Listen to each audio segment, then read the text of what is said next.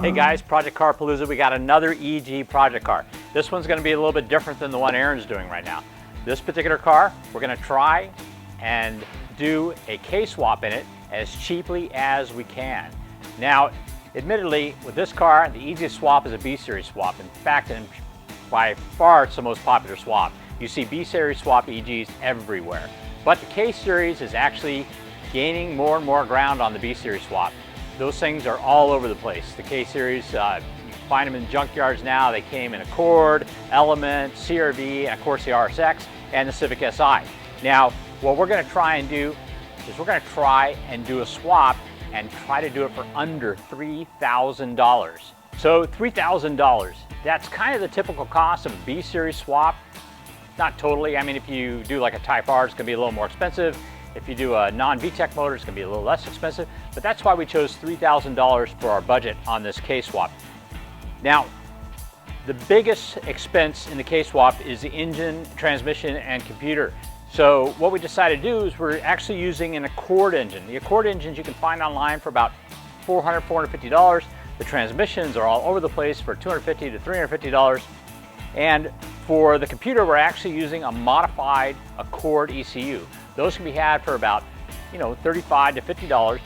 And KTuner does modifications so that that computer is tunable.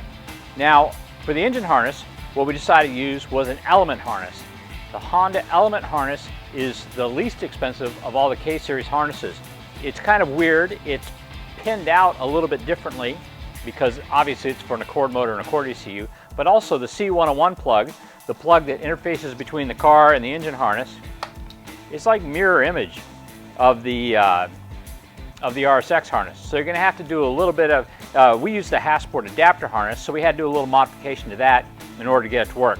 We also had to repin the E-plug on the adapter harness so it'd be more compatible with the Accord ECU. Some of the other wiring differences we did, instead of getting a charge harness, which a lot of people buy, which costs you $100, we decided just to take and extend the wires that would be in the charge harness that go to the alternator and to the NOx sensor and just put them straight onto the regular engine harness.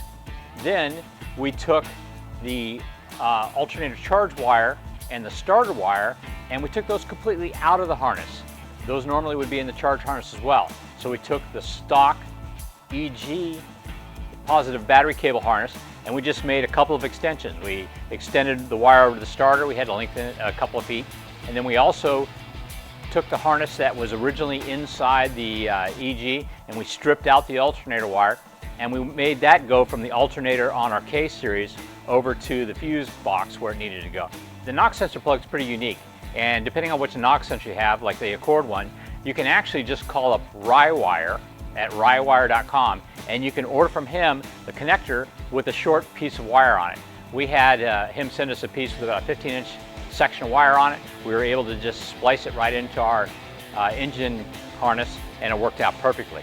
Some of the other choices in order to keep the price down, DC Sports ceramic header, less expensive than the stainless steel ones.